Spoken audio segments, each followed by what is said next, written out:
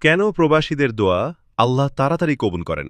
কোরআন এবং হাদিস থেকে বলা হল, রাসূলুল্লাহ সাল্লাল্লাহু আলাইহি ওয়াসাল্লাম বলেছেন, আল তালাসু দাওয়াতিন লা তুরাদ, দাওয়াতুল মাজলুম ওয়া দাওয়াতুল মুসাফির ওয়া দাওয়াতুল ওয়ালিদি লিওয়ালাদিহি।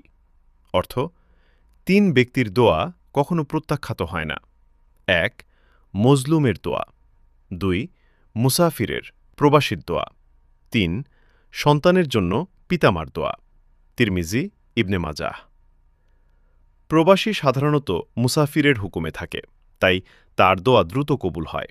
আল্লাহ বলেন, ওয়াইদা সাআলাকা ইবাদি আন্নি ফাইন্নী করিবুন উজিবু দাওয়াতাদ দাঈ ইদা দাআন।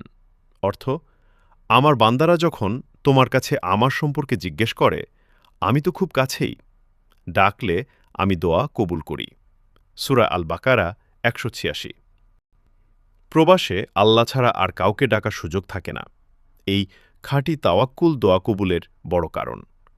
প্রবাসী ভাইবোনেরা আল্লাহকে ডাকুন, ধৈর্য ধরুন এবং হালাল রিজিক উপার্জন করুন। ইনশাআল্লাহ আপনাদের সুসময় আল্লাহ দিবেন। ভিডিওটা শেয়ার করুন, ফলো, লাইক, কমেন্ট এবং সাবস্ক্রাইব করে ইসলাম প্রচারের সাথে থাকুন। আল্লাহ হাফেজ।